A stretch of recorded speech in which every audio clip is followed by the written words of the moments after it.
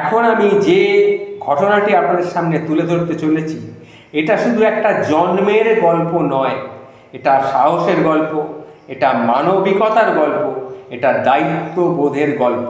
তাহলে আসুন একটা প্ল্যাটফর্মে কি ঘটেছিল জীবনের পথে, সেটার সম্বন্ধে আপনাদের সামনে তুলে ধরার চেষ্টা করি। ঝাঁসি স্টেশনের একটা ব্যস্ত প্ল্যাটফর্ম, ভিড়, হট্টগোল, যাত্রীদের আনাগোনা। ঠিক তখনই আচমকা এক নারীর যন্ত্রণার চিৎকার ছিন্ন করল চেনা ছন্দ। এক নারীর যন্ত্রণার চিৎকার, কেন না গর্ভবতী মহিলা, তিনি প্রসব যন্ত্রণায় কাতরাচ্ছেন। হাসপাতাল তো দূরের কথা, স্টেশন ছেড়ে যেতেই পারছিলেন না তিনি।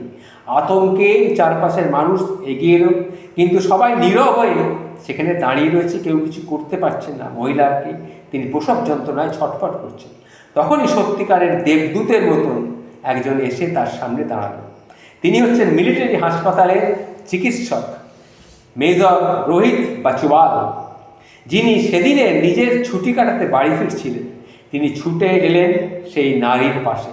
পরিস্থিতির গুরুত্বটা প্রথমে বুঝে নিয়ে সময় নষ্ট করলেন না, সঙ্গে সঙ্গেই সিদ্ধান্ত নিলেন যে প্ল্যাটফর্মের মধ্যেই একে প্রসব করাতে হবে। তিনি কয়েকজন মহিলাকে ডাকলেন, চারপাশের মহিলাদের বললেন, আপনারা কাপড় দিয়ে ওনাকে ঘিরে ধরুন, এবং যতটা যে পারলো তারা যার যার কাপড় যেটুকু ছিল তার সঙ্গে, সেগুলো তারা একটা আড়াল তৈরি করলো। সঙ্গে কোনো কাঁচি নেই, তা কী করবেন?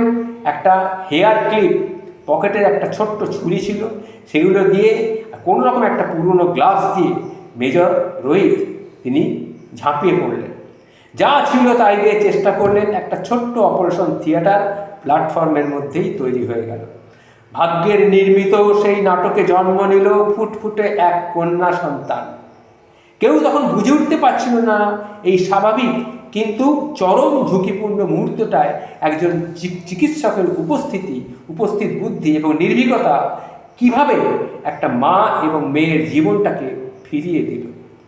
পরে অবশ্য রেল কর্তৃপক্ষ মা এবং নবজাতককে হাসপাতালে পাঠায়, দুজনেই তারপর সুস্থ হয়ে যায়। মেয়ের বাবা মোহাম্মদ জুবেইর কুরেশির গলায় তখনও কৃতজ্ঞতা স্বর ভেসে এসেছিল।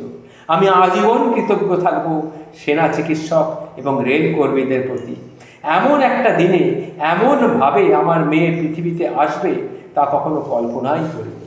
তাই বলছি বন্ধু, এই যে ঘটনাটি বললাম, এটা শুধু একটা জন্মের গল্প নয়, একটা সাহসের গল্প, একটা মানবিকতার গল্প, একটা দায়িত্ববোধের গল্প। প্ল্যাটফর্মের গন্তব্য পাল্টে দিয়েছিল জীবনের পথ। নমস্কার, ভালো থাকবেন।